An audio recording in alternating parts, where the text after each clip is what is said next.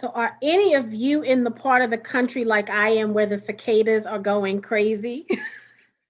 Are you, Pamela? Oh my goodness. I went to step outside for a little bit today just to kind of get some fresh air, and the noise was so overwhelming. I ran back in. I was like, I can't do it. Oh goodness, it's been crazy.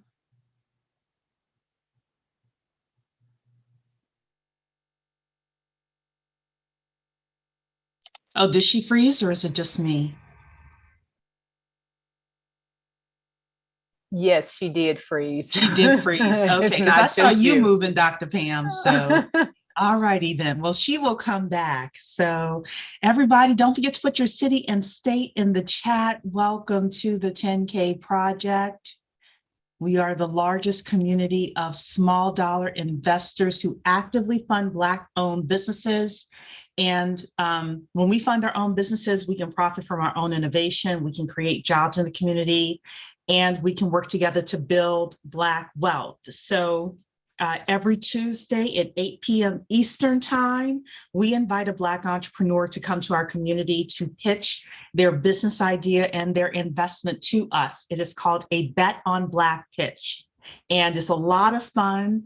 For the first 20 minutes, the person gets to tell us about their business and where the business is headed, and how much money are they raising? What are they going to do with the money? Things like that. And then the community has the opportunity to ask that person questions. And that's where things really open up.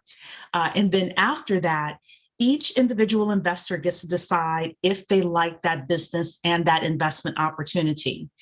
Many of the investments are about $100 to $200. So we have set it up where it is affordable for everybody. So you are able to become a member at the10kproject.com, the10kproject.com. Our goal is to have hundreds of thousands of active people within this community, because when we do that and when we bring three groups of people together, that's the investors have $100, $200 that they want to put into a company in exchange for shares or partial ownership in that company. So that's one group. The second are the entrepreneurs that are doing the Bet on Black pitches. And the third are people who are service providers or have products to sell. So when those companies are raising money, they're going to need project managers, salespeople, digital marketers, graphics people. This is how we circulate the Black dollar longer in the community and better within the community. So if you are not a member of the 10K Project, this is the ecosystem that we're building, and you can be a part of it. The10kproject.com, the10kproject.com. So that's the commercial for today. And we usually get started about 6:03. So let's really hop on in here. So we literally rearranged our schedule for Dr. Pamela to be here today. And that is because she helps college students get not only into the colleges of their dreams, but also get the scholarships that they need. And I know that so many parents right now are going through that process.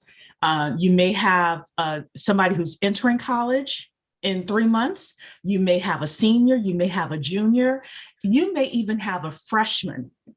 And that's probably the best time to get involved, is if you have a freshman where you can really mold their high school experience so that by the time they're a senior, they've got multiple scholarships coming in, free rides to college. I wish I had done that. I didn't know how to do it, but of course, this was like pre-internet. The internet was just getting started. There was no just click on Google and find like all sorts of scholarships that were out there. But yeah, Latrice is saying I have a freshman starting college this fall. Well, this session, Latrice, is for you.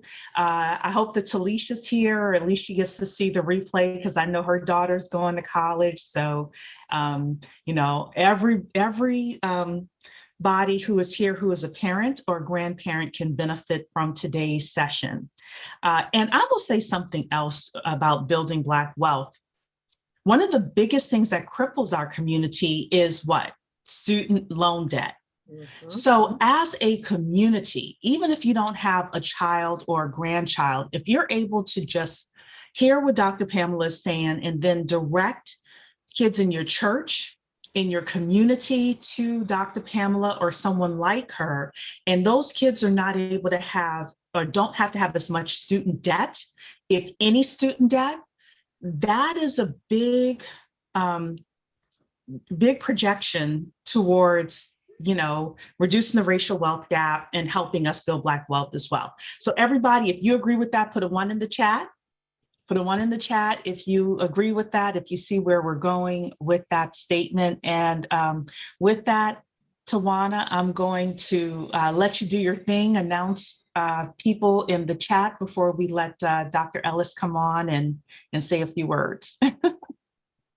Yeah, so welcome to everyone here with us. If you are new with us for the first time, welcome to the 10K Project. If you have been coming with us on this journey for the last year, then thank you for continuing with us.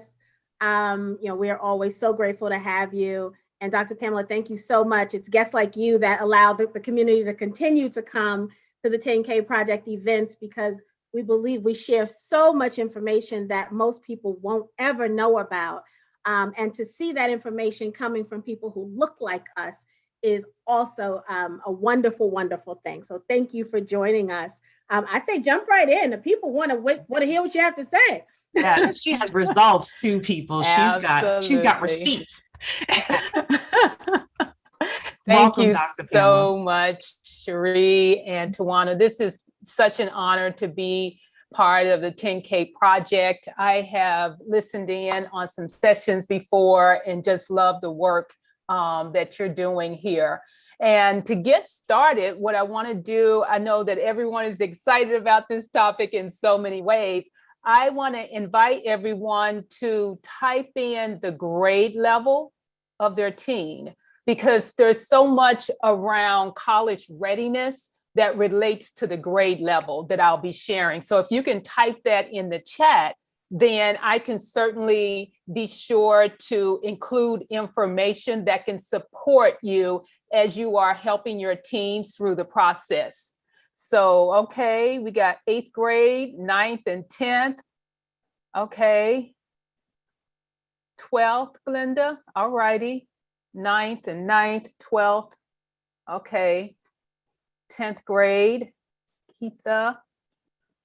Yeah, I know that Felicia's daughter is entering college in the fall. Okay. She's watching on Facebook, so that's a definite. We did have one person ask about grad school as well. Yeah, I saw that, and I can touch on that a little bit at the end,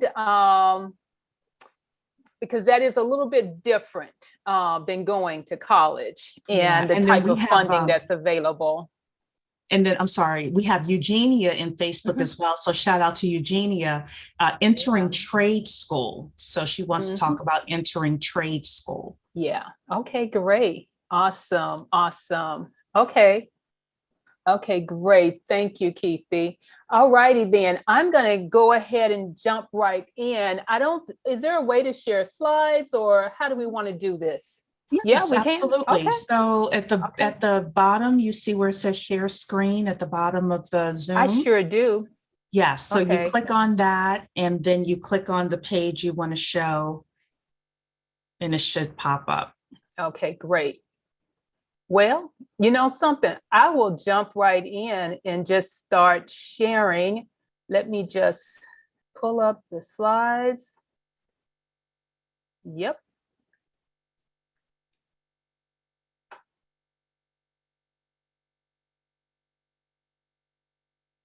Okay, great. Awesome. Can everyone see my slides? Yeah. Okay. Yes, we can see it. Great. So here's what I'll share with us, just in terms of talking about, what it means to get in and get money for college in light of everything that's gone on in the wake of Corona pandemic, as well as the race riots that we saw, last summer. But much of that is still very much present in terms of what it means, for our kids who are going to be going to college, whether it's next year or in the next few years, because there's so much that's been impacted in this last year. So here's what I'm going to share with you as we are together over the next 40 minutes or so. So one thing is I'll be sharing what the 5 keys are in terms of getting in to college. And I'll also talk about 5 keys for getting money for college. And I think of those things as being interconnected, because for the most part, we don't want to go and pay in full. No one wants to do that.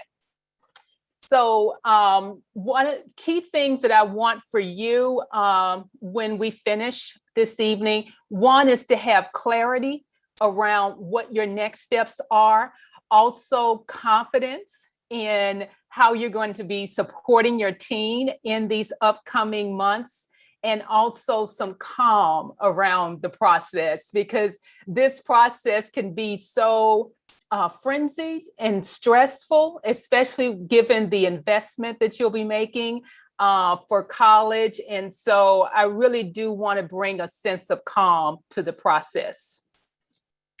I'll introduce myself in terms of sharing with you a little bit about my background and story. I'm Dr. Pamela Ellis, and I'm an award-winning college advisor.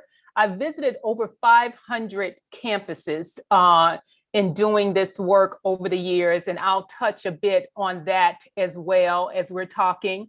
Also, I'll share that by way of education, my bachelor's degree is from Stanford. I have an MBA from the Tuck School at Dartmouth College, and my PhD from the Stanford School of Education is related to high school to college transition. And so my dissertation work was around how do you support teens with navigating through high school successfully so that they thrive in college. And so that's what my work is about, and you'll hear that come out as well.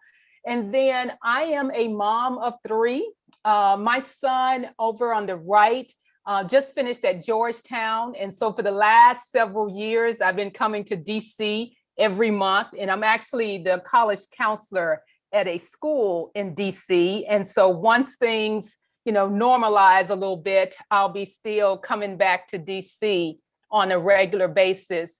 My son on the left is just finishing up at Stanford, and my daughter is a freshman at Oberlin College. So not only have I gone through this whole process with a number of families, I've also gone through it with my own kids as well.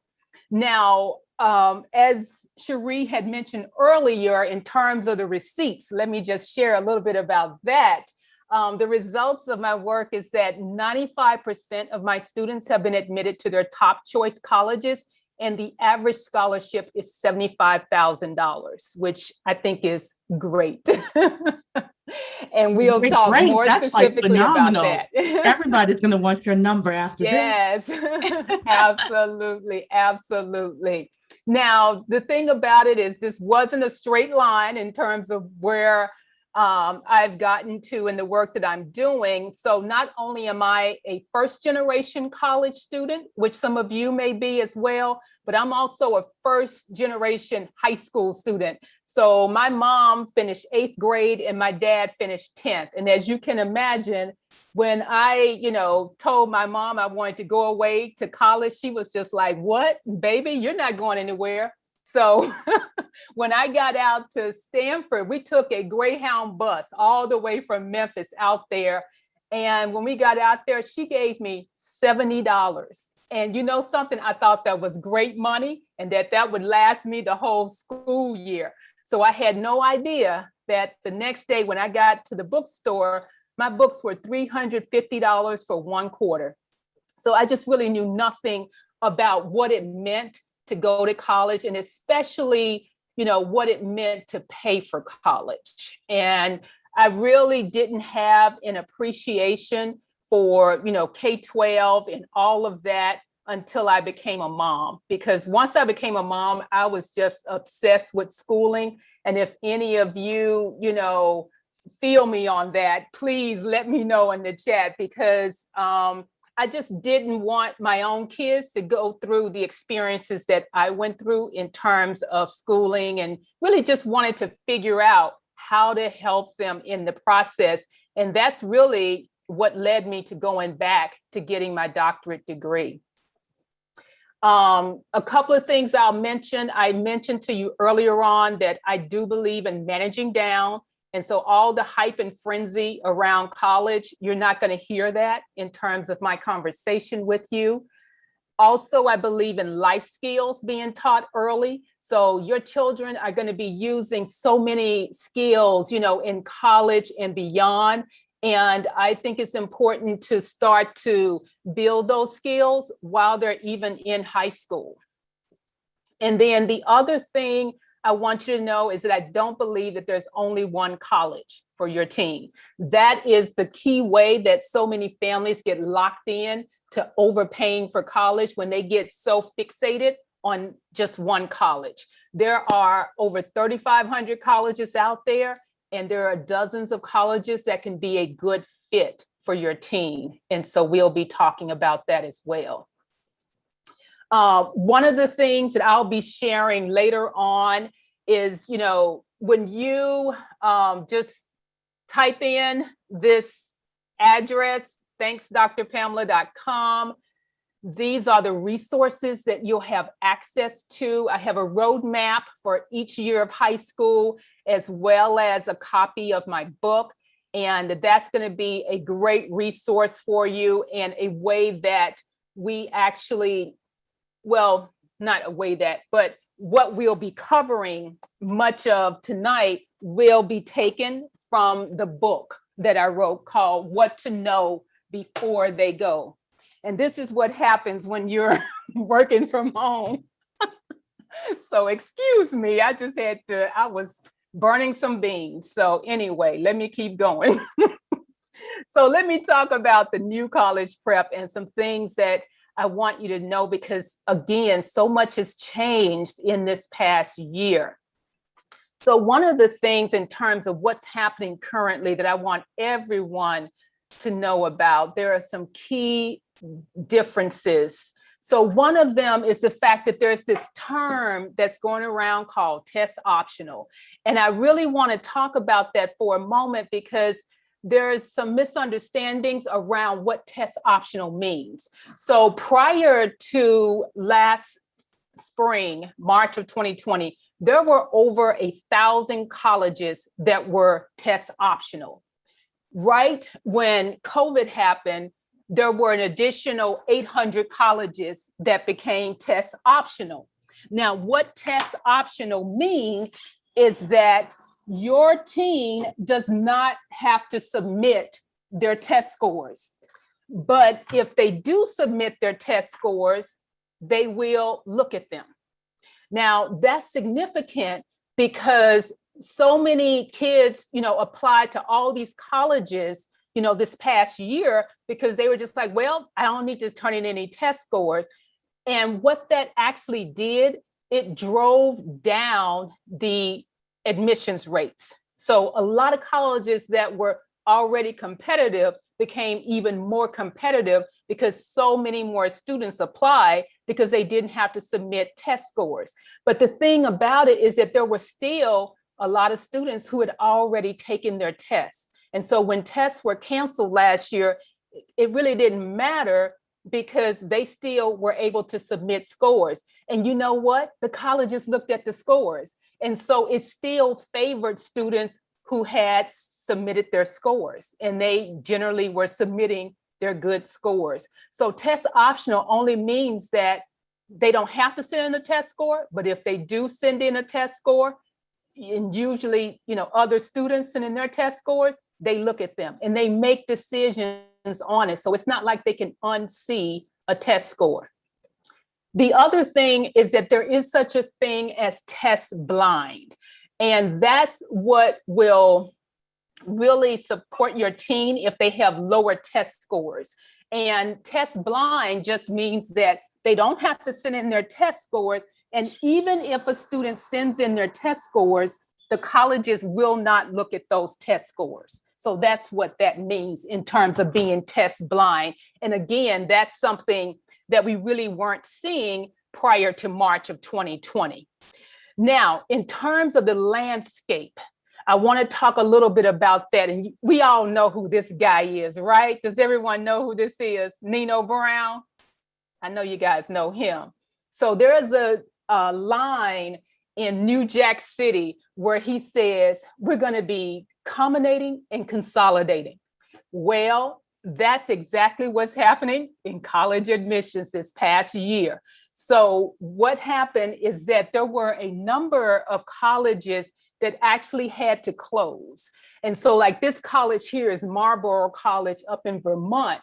And the thing about it is they closed this campus and then they merged with another college in Boston, which has a campus in Los Angeles. So there's kind of this domino effect in terms of the colleges closing and merging. The other thing that we saw is how there was such a financial strain on some of our colleges, and especially within our HBCUs. And so within those HBCUs, there's even some differences in terms of how they're working together in a way that they hadn't worked together before. So for example, I am based in Dayton, Ohio, and I know that Tyson is in Columbus, which is awesome. And between Columbus and Dayton is Wilberforce and Central State. And so now, you know, in this past year, Wilberforce and Central State have joined forces in terms of sharing resources, like even having dorms where students from both campuses can live in the same dorm. And those were some things that were not happening prior to, but certainly will help them from their financial stability.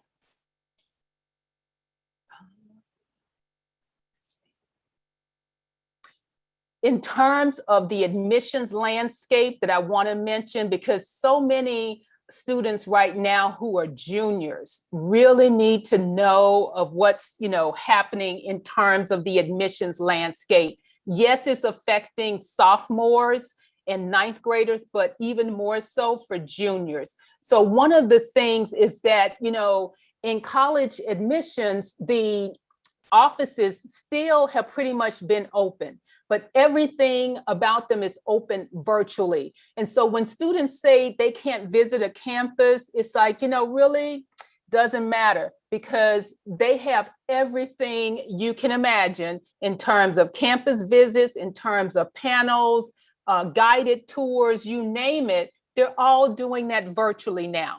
And so when students are putting together their college list, they really need to do their due diligence in terms of getting to know those colleges, and they're going to do all of that virtually now. Okay, so let's get into the heart of some of these keys that I want to share with you. So here's the first key around getting into college. So the first key actually comes from this book that was written some years ago by this guy, Simon Sinek. And the book was called Start With Why. And don't you know that Start With Why actually applies to colleges as well. And over the years that I've been doing this work, I have given my students a brief survey to ask them, why do you want to go to college? And I really think that that question is so crucial, because that's going to change everything in terms of what your teen does for, you know, scholarships, what they do in terms of their college list. All of that is driven by why they want to go. So you have to ask that question first.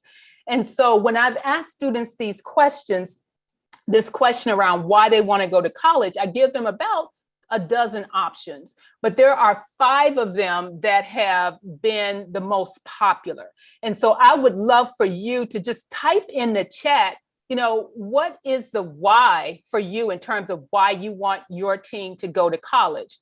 So here they are. Number 1 is a place to study and learn. Number 2 is to be more independent.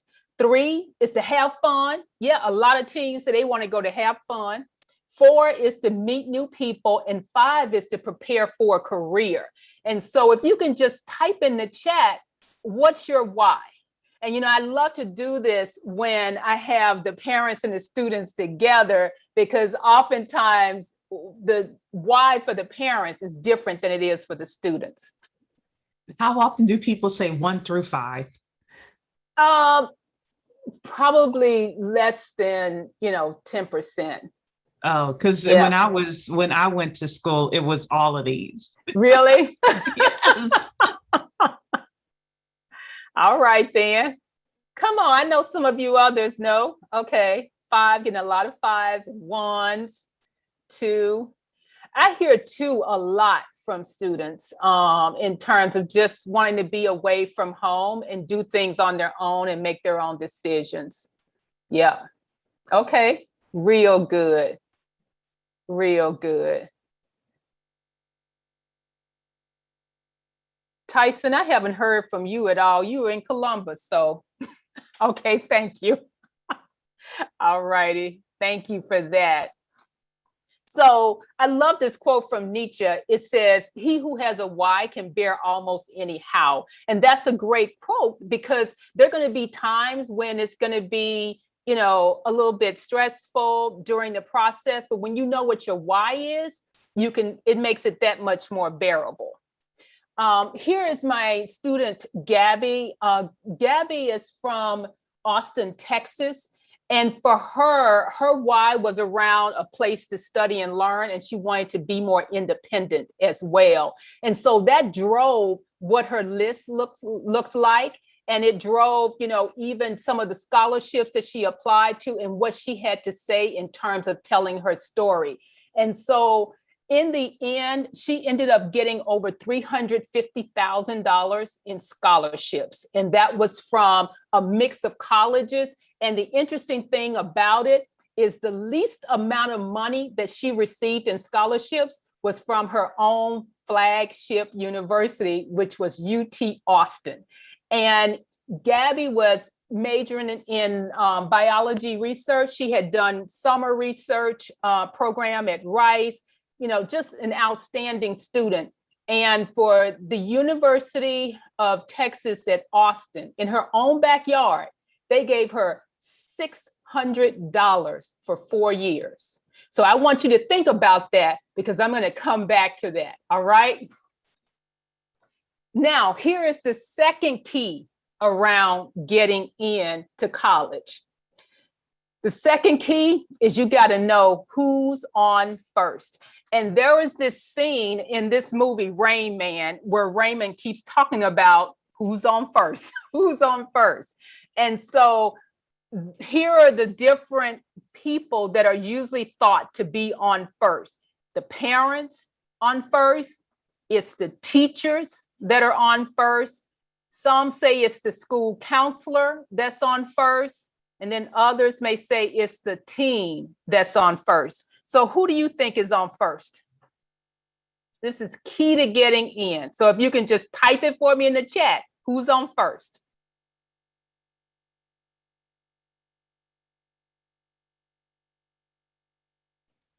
Oh, come on now. Okay. Woo, I got a few parents say they on first. Okay, Lena, you're not gonna make a decision. You're just gonna ask a question. So yes. It's the teen who is on first. And I can't stress that enough. When it comes to getting into college, the teen has to own the process. They have to own it, because if they don't own it, it's gonna hurt them and from an admission standpoint, and it's going to hurt them from a scholarship standpoint. So that's going to be a major key in terms of getting in.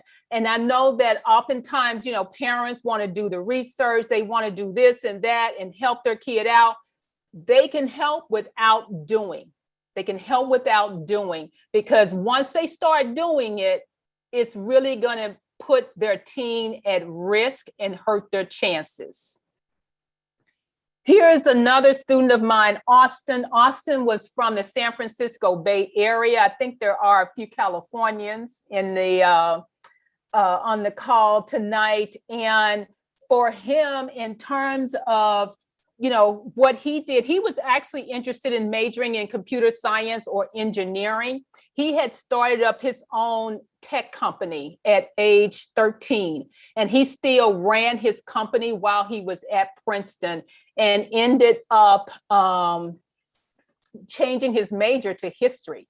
I mean, his first year at Princeton, I remember going to visit him because it was going to be his first winter. And I'm just like, I'm going to go see him. So I went to visit him on campus, and he was talking about how boring the coding classes were. And there was no way he could stay in that because he had already advanced beyond that.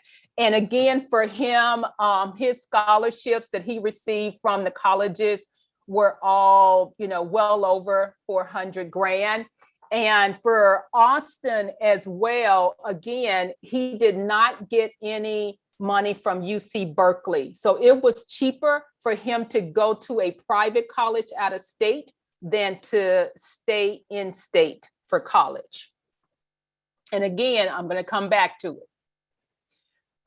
Here is the third key I want to talk about. And this comes directly from the book, and something that's really pivotal as far as getting in to your top choice colleges.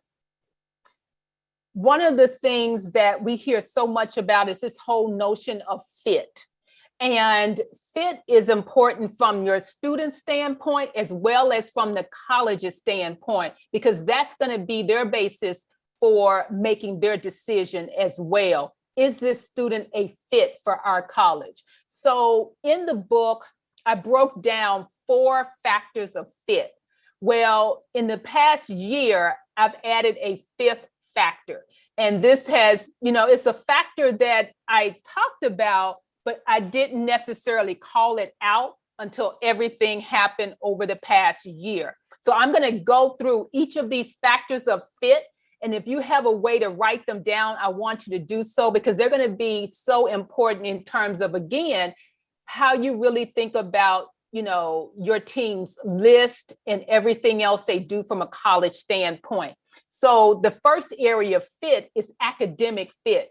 And academic is really around what their, study area interests are, or major interests, whether or not a college has a particular faculty ratio in terms of their access to faculty.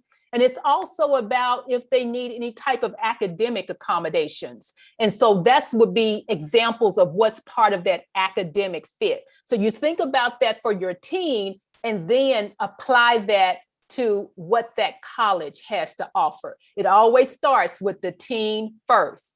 Now, the second area of fit that I want you to know about is the social fit. And you just think about how easy or hard is it for your team to make friends, because you want them to be able to make friends, especially when they go away to college. The biggest factor of transition for them in freshman year will be the social fit. And so, Latrice, I think you have a senior that's coming up.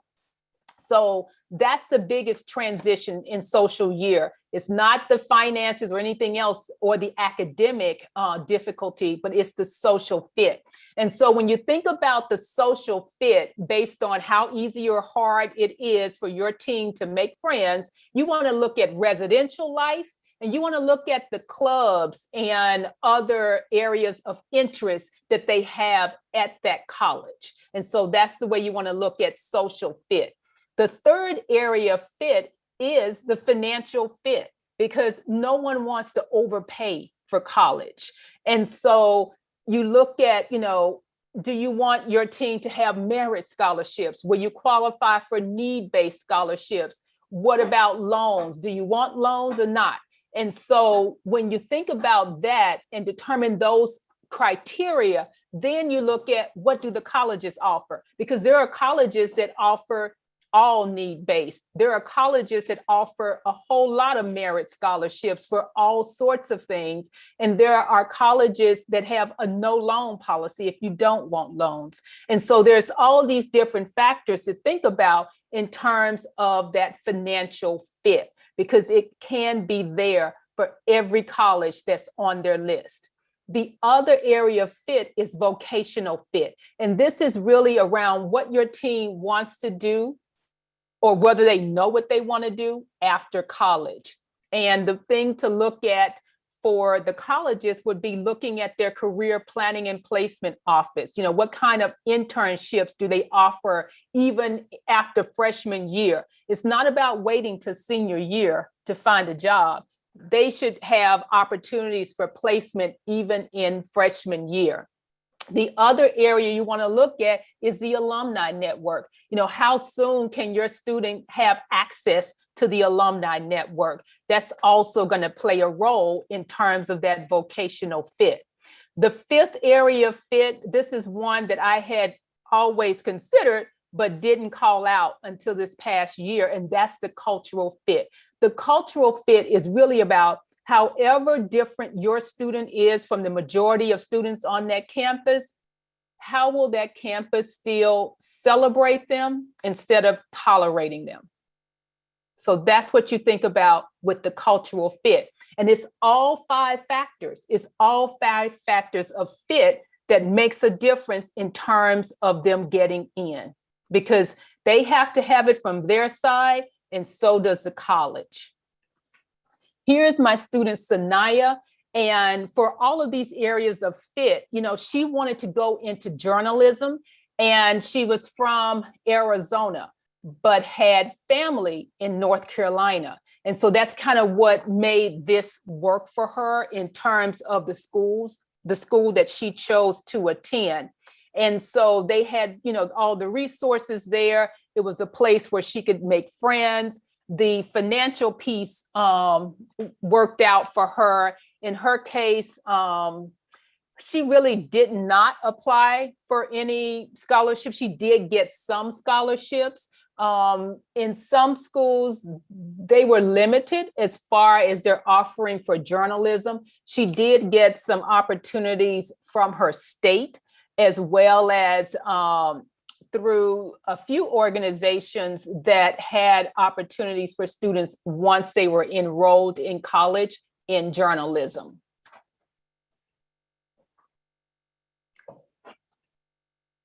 The fourth factor I want to talk about in terms of getting in, and I touched on this a little bit earlier, is the fact that your teen can take either the ACT or the SAT. They do not need to take both. They do not need to take both. And that's where some students get a little bit hung up. And I know sometimes parents do as well, because they feel like, well, you need to take both so you can see where you are, or, you know, send them both to the colleges. And that's really going to waste a lot of time, waste a lot of money. And it causes a lot of undue stress as well, especially, you know, if your teen has test anxiety. And so I, you know, have my students just do a practice comparison to see which one is their better test. And that's the one they focus on in junior year. I really don't have students taking tests in 9th and 10th grade, simply because, you know, it's not really matched up for that. And they'll be better served focusing on one test in junior year and prepping for that test that they're going to focus on. Here's my student, Imani. And for Imani, actually, her grandmother hired me to work with her. And I did not meet her mom until, her college graduation. That was my first time meeting her mom. And so for Imani, her test scores weren't as high and matched as well with her transcript.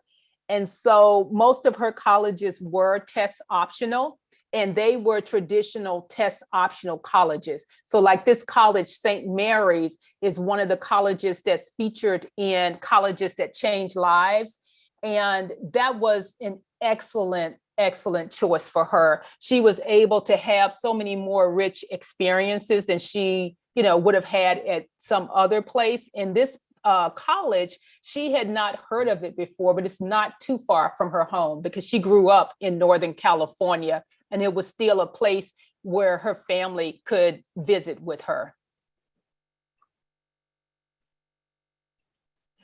The fifth one I want to mention for getting in, and this one really, is one that's going to save you a lot of time and energy.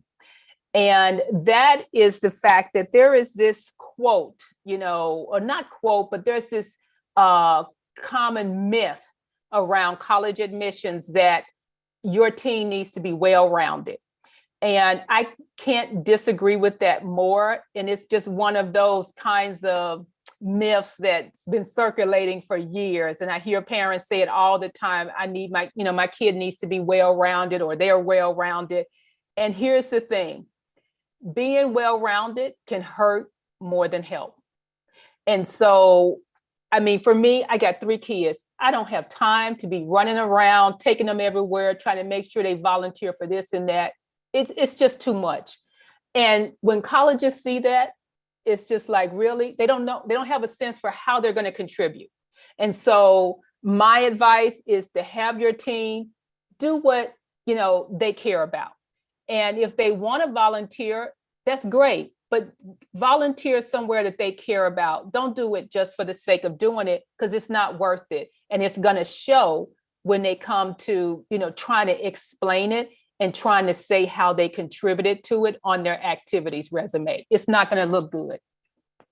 Here's my student, Nina, and her hook was just that she was interested in the eyes.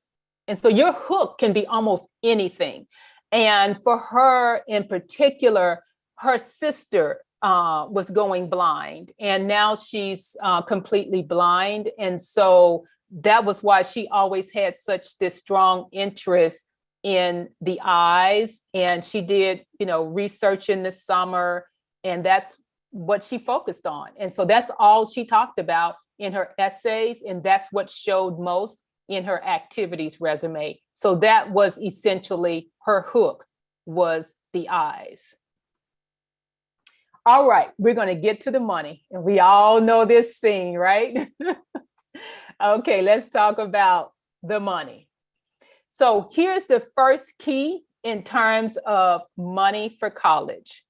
This number 13 is all about the fact that your teen can start applying at age 13. And I know some of you have 8th graders. So there are scholarships already out there for your 8th grader. You don't have to wait.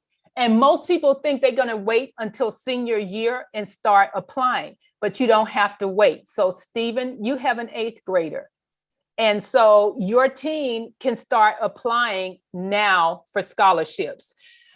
I send out a newsletter every week on Wednesdays, and every month it has scholarships. I have a digital scholarship calendar, a printed scholarship calendar, so that people know that they don't have to wait until senior year to apply for scholarships. When your teen is 13 years old, they apply for a scholarship, they get it.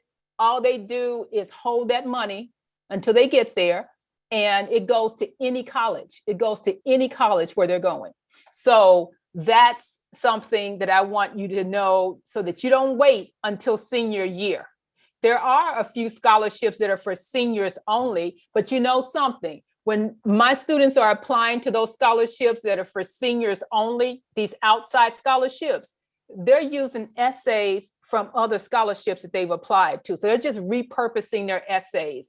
And so I have, there are some, scholarships that are grade specific, like there's a junior scholarship. So for those of you who have 10th graders who are going to be juniors next year, there's a scholarship for that, just for being a junior.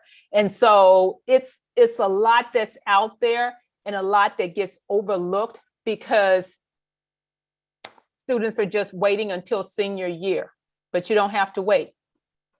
The other thing, here's the other thing I'll say. This is my student, Elliot. Elliot was also from the San Francisco Bay Area. And here's the thing. When we were putting his list together, one of the things we looked at was, what was the male-female ratio? Don't you know that for colleges that have more females, that's where Elliot got the most money. That's where he got the most money from. Because here's the thing, I was talking with a college admissions officer at a college down in Florida, and here's what he shared. He said that at his college, because they have over 65% girls there, at that college, what they do is they get all of the applications from the guys first, they admit them, they give them money, and when they accept, then they look at the girls' applications. And so I want you to look at that, because that, when you look at that, it changes slightly just kind of how competitive it will be for them to get into that college. And the colleges have an incentive to have more of a 50-50 balance. And so every year I see this. Every year I see this in terms of, you know, how that plays a role in terms of where specific students get money from. In the same regard, for my girls who are applying to engineering departments or computer science, in those departments where they have fewer girls, they get more scholarship money, because that's the way colleges recruit and get students to come. Can I say something with that? regards to the boy-girl as well? So about a month and a half ago, I received a text message from a mentor of mine. Tennessee State University and Meharry Medical College got together. They had all females and no boys apply to this medical program. They're so desperate for African-American males that they were giving a full ride to Tennessee State University and to Meharry Medical College. So Latrice saying got that same email. Exactly. So what you're saying about the strategy of the male to female, I never really thought about it in the broader sense, but I can definitely see that. Oh yeah. That's definitely the case. Yep. Thank you for that.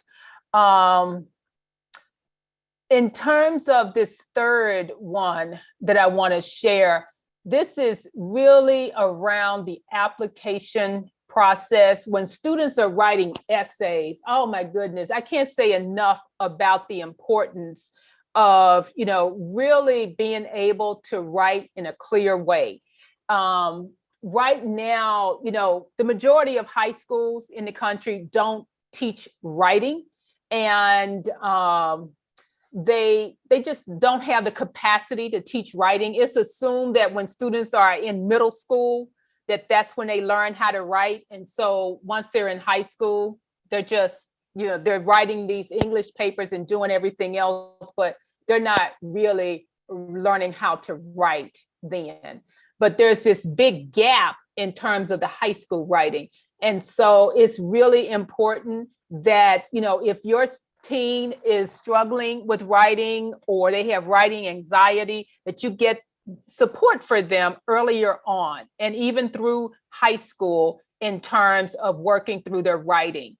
One of the things that I did during my doctoral program out at Stanford was to create a writing program. And I still, you know, have programs now based on that same writing program, because it's just as relevant today, because high schools are not teaching writing. And I have, you know, some high schools that will hire me to come in senior year just to work with students in the fall on essays. And yes, Latrice, I hear you. I hear students say that all the time around they don't like writing or don't want to do any writing and have a lot of anxiety about it, but it's uber important. And, you know, the other thing too, I'll share, you know, for those of you who have, you know, a rising senior. So I don't think there are many of you who have a junior right now, but I have this boot camp that I'm doing that's coming up in July that's really around how to help students with writing the Common App essay, because they're going to need it and they really do have to get comfortable with that. And so if you have a junior now, make sure that they are working on their essays in the summer. Don't wait until the fall to do it. Do you suggest that the kids have editors? Do you suggest absolutely not? Nope, I don't. Nope, because it'll change their voice. It'll change their voice. And if they have someone look over it, that's okay, and keep that limited, but not, no. No, I would be careful with that. Yeah. Because even, I mean, for my team, we do essay coaching, but we're not doing, we're making sure that students aren't, like misspelling or having things that are, not really like poor grammar mistakes. Yeah, we're looking out for that, but it's really around, maintaining their voice. And when you say editor, usually that's going to change their voice. Yeah. Now, here are a few websites that I want to recommend, because one of the key ways that students can help with their writing is to read more for pleasure. And a lot of times the colleges will even ask students to list books that they read for pleasure as opposed to books that they're reading for school. And so, each summer, I'm talking with my students each grade year around, what are you reading for pleasure? What are you reading for pleasure? And sometimes they don't have any idea what they want to read, but there are 4 sites that are excellent in terms of offering suggestions for what they can read for pleasure. Here's the 4th point around getting money for college. And this is something that I've talked about a couple occasions, is having a list that has a mix of public and private. I can't stress that enough, because so oftentimes what happens is that students will only look at colleges that are public because they feel like they're going to be cheaper, or the parents are saying, because they're cheaper, they're looking at the sticker price and they say, no, these are the colleges you can apply to, or the ones that are close to home. And that really just messes it up in terms of having any kind of negotiating power later in the spring, because you can always negotiate. No one's going to tell you that, but yes, you can negotiate. And it's really just appealing the offer. But when you don't have, any real good options, then you're kind of stuck. And so I really, recommend having that kind of balanced list in terms of public, private, and distance wise. Here's a number I want you guys all to know, and that's this 20%. 20% actually represents the percentage of families nationally that pay in full. So that means the other 80% are getting some monies for college. And you know something, I want you to be part of that 80% getting money for college. You don't have to be this 20%. So here are the people that are paying in full. And I want to be clear on this so that you don't pay in full unless you want to pay in full. So here's my student, Ria, and she's a full pay student. And this is what happened. She comes into my office. This was a couple of years ago. It's December 15th.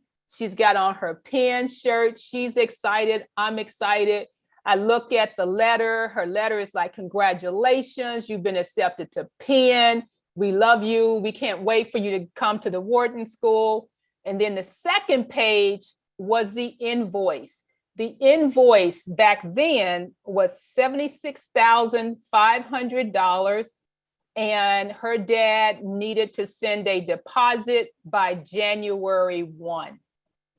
Ouch. Yes. So the reason why she was paying in full is because she applied early decision. When you apply early decision, you're saying that we will come regardless of financial aid. Early decision. Okay. So really make sure you're clear that if you are okay with paying in full, you can apply early decision. Otherwise, it can be a little bit risky, because in essence, you're showing your hand and you're saying that, yeah, we want our kid to come to this college if they get in. And so we're okay if we don't get any money. And, usually, every time I'll have parents, each year I have a few parents, that will apply early decision. Some of my I've had even a few of my Black families apply early decision, and they are still full pay families for sure. And they're okay with that. And sometimes what parents will do is, in January, when it hits them, like, wow, I got to pay $80,000 for school next year. They'll ask me, are there any scholarships, or can we go back and talk to them? It's like, no, you showed your hand. There's nothing to negotiate at that point. So just please be mindful of that. Here's another student of mine who paid in full. That's because she's international. So usually international students are almost always going to pay in full, especially at a public university. She's at Ohio State. She loves it. And when she was applying to her colleges, she had to send, or at least her dad had to send, a financial statement showing that he had at least 3 to 4 years of all, for the cost of attendance in the bank. And then once they got the financial statements, they would look at her application. And so the thing about this is how it can really change it in terms of the competitiveness of a school like Ohio State for kids who are Ohio residents. Because when they, see an international student applying, they already know that student is going to pay. But when a student from the US applies there, even in their home state, they don't know if they're going to need scholarship or not. So this is how it can change the competitiveness. So we got a few minutes and I want to hear from you. Any questions you have? I mean, you can type them in the chat. I think I did see a question in the chat. I'd be happy to answer it. Yeah, so there's been a lot of conversation here in the chat. So I'm just going to kind of go from the bottom up. So Johnny is saying had to talk his daughter out of the early admission. So definitely understand that.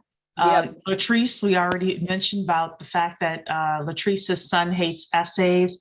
I told him that those are the scholarships he'll have a better chance of getting because not a lot of students will apply since it involves essays. Right. We talked about the Meharry Medical College, and Kenneth did ask, doesn't outside funding reduce funds though? That's called stacking. Not always, because some colleges will say, we will go ahead and include that, and students could end up having more. And so, no, that's not always the case. You can look at their financial policy, Kenneth, and they will state whether or not they will deduct their scholarship for any outside scholarships that come in. Yeah. Dr. Pamela, I have a question. I have a question. So let's say a scenario that the child has been accepted to the college of their choice. They have accepted that offer, right? They're going. Parents still trying to figure out how to pay for it. Is it too late to hire you once that part of the process has happened? Is it too late at that point? Yeah, it is. It is at that point. I mean, I hate to say no, but yes, it is. And I've actually gotten a few calls like that lately around, parents, having a big bill and just not knowing really what to do. But once you sign on, that's what you have. One of my families, they did. Their daughter got a lot of scholarship money, but the school where she wanted to go is D1, and she wanted to, run track for them. And they didn't give her any money for freshman year, but they've said that they will give her a scholarship, for the remaining years. I don't know what that amount is going to be, but her parents were like, okay, we're fine with that. So we'll pay the first year. At Georgetown. Oh, which you already know. it's going to be a hefty bill. Yeah, and so and then they'll just get it on the back end for the remaining 3 years. But I mean, she got full rides at a couple of other places to run track, but she really wanted to be at Georgetown. Wow. Yep. Monica is asking in the Q&A, if you do early decision for freshman year, can you change for sophomore year? No, because usually, no. So for sophomore year, you're going to, here's the thing that can change. So there isn't a early decision, after you're in. So this is only when you're applying to the college that you would have that deadline. But here's the thing I want to make sure that every parent considers. I recommend that parents apply for both FAFSA and they apply for the CSS profile if a college takes it. And usually if it's a private college, they're going to also want to see a CSS profile.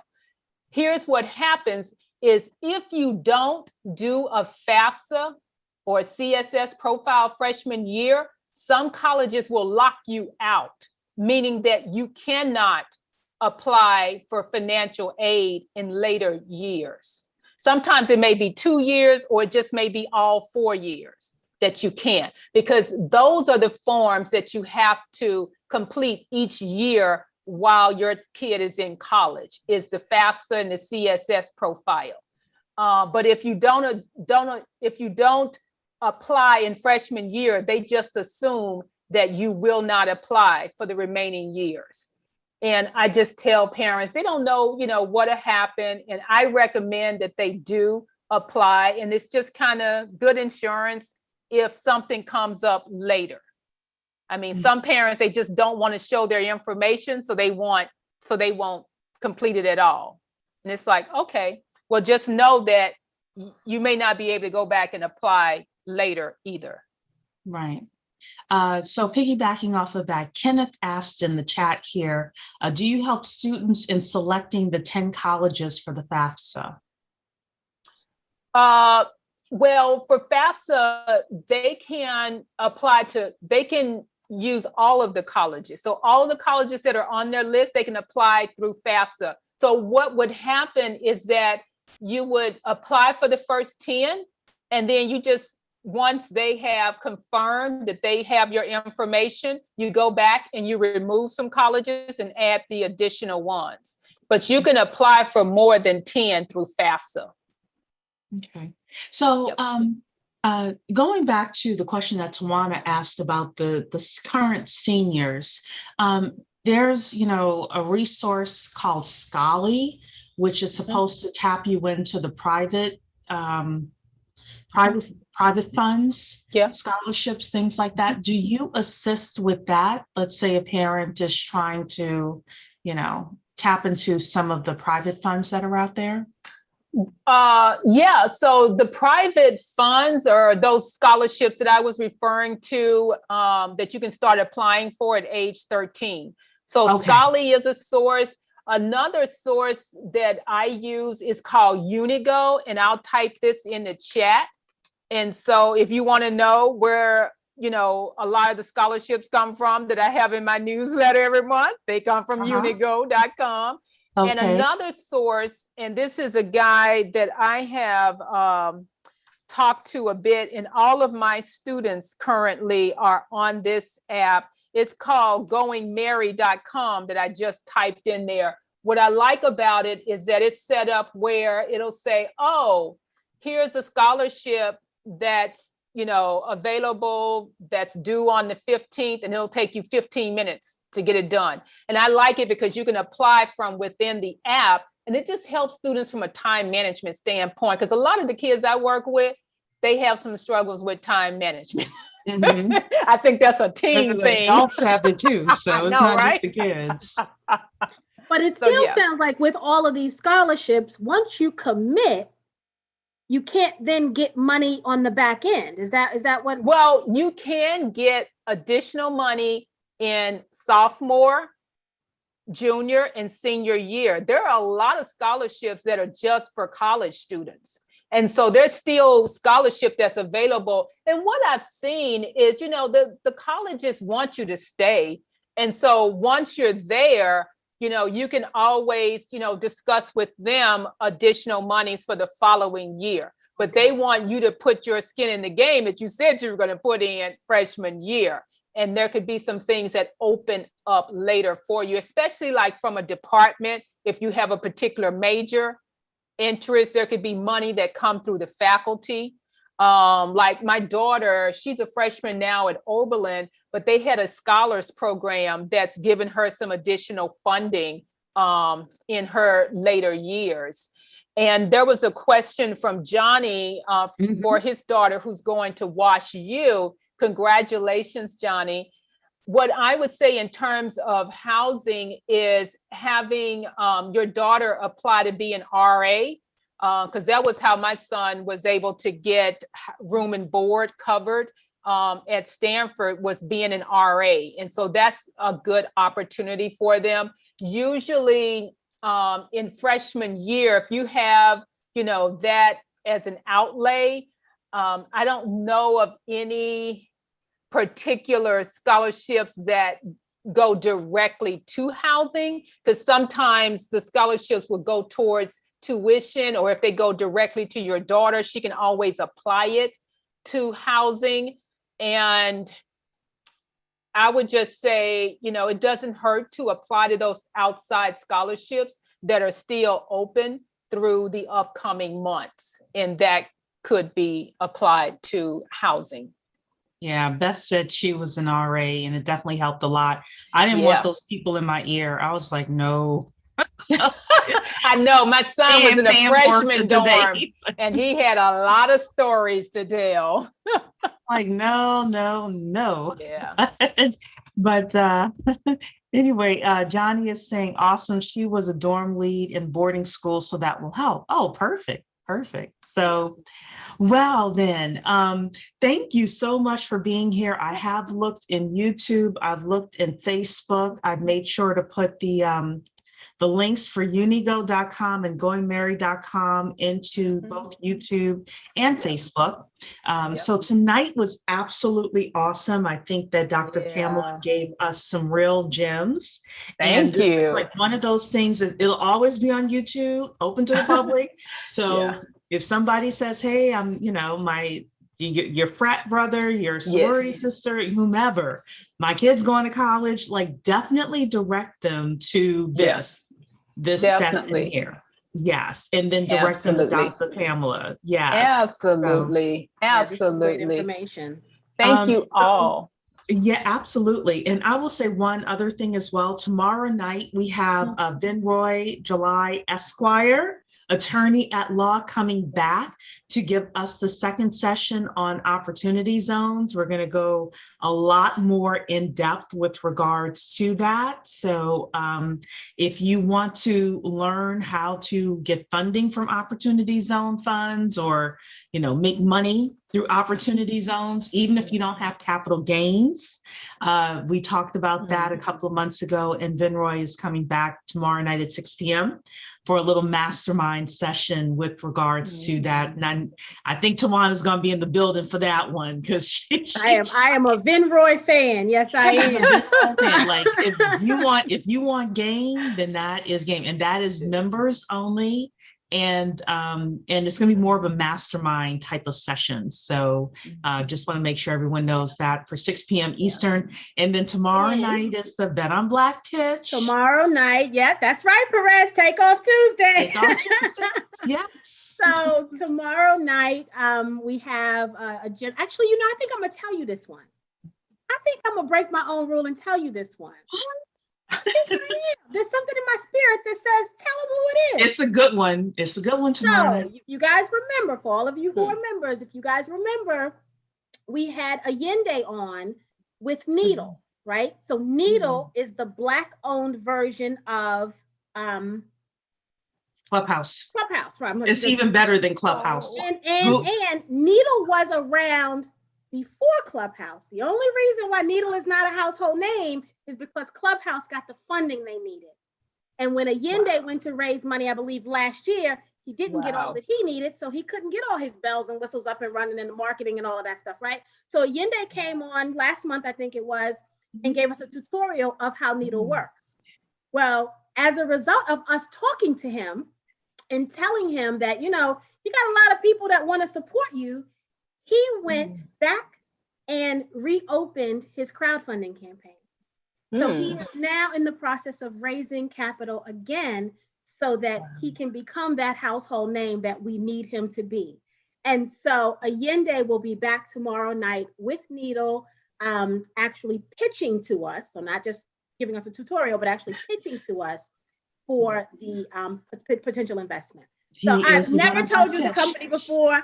I hope this doesn't backfire. You'd be like, oh, I don't want to do that, because then you won't show up. But but I am hoping and I'm prayerful that not only will you show up, you will tell your friends, and if they're not already a 10K member, they will become one. If you have friends who are 10K members, but maybe they don't come to the live Bet on Black sessions, maybe tomorrow they'll be able to be available, because I would love for us to just surround this brother and show him how his own community can lift him up, and we can make him as popular as we've made Club. Yes. So popular. Tomorrow night's Needle.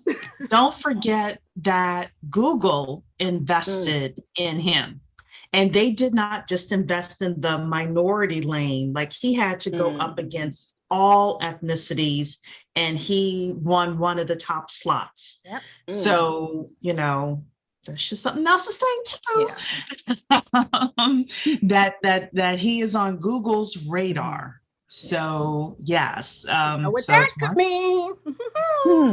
Yes. So definitely just come to the pitch. We are not financial advisors. We are not telling you how to invest your money. All we are suggesting is come to the pitch. Come to the pitch, see what's happening. Okay. All righty then. So thank you, everybody. And we'll see you tomorrow. Have a good evening. Take care. Bye-bye.